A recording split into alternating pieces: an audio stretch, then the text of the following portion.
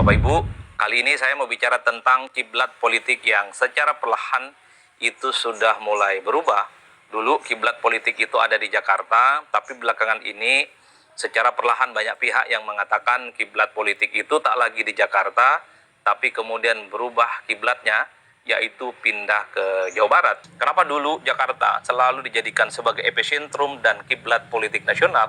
Karena memang gubernur-gubernur yang terpilih adalah mereka yang dikaitkan dengan suksesi kepemimpinan nasional. Artinya ada kecenderungan siapapun yang jadi gubernur Jakarta itu diproyeksikan dan seringkali dikait-kaitkan dengan calon pemimpin bangsa di masa-masa yang akan datang. Tentu itu tidak terlepas dari manuver, kebijakan, dan perilaku-perilaku yang telah dibuat oleh para gubernur Jakarta. Tapi harus kita akui, ketika pilkada serentak dilaksanakan secara nasional di seluruh Indonesia, di 545 kabupaten, kota, dan provinsi, secara perlahan kiblat politik itu bukan di Jakarta lagi. Ini secara perlahan kiblat politik itu mengarah ke Jawa Barat. Kenapa mengarah ke Jawa Barat?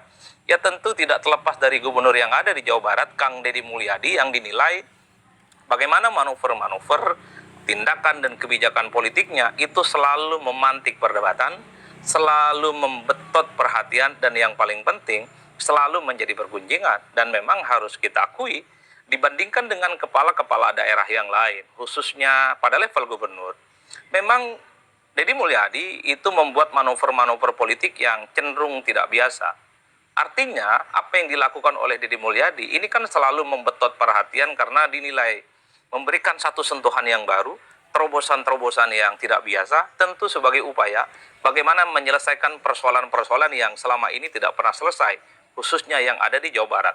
Saya kira banyak kebijakan-kebijakan Deddy Mulyadi yang saya kira diapresiasi oleh publik, plus juga banyak yang dikritik dan kemudian menimbulkan pro dan kontra. Tapi terlepas dari itu, mari kita cek satu persatu.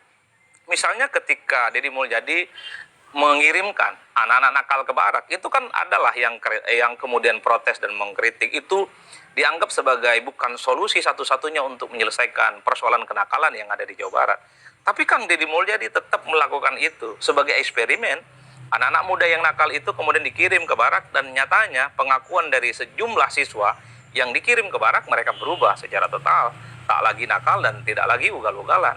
Sekalipun memang ada perdebatan, Barak itu bukan jawaban dari segala-galanya, tapi ini adalah satu eksperimen yang saya kira sudah membetot perhatian dan menjadi diskursus publik, dan bahkan di berbagai tempat banyak pihak yang ingin melakukan apa yang sudah dilakukan oleh Deddy Mulyadi.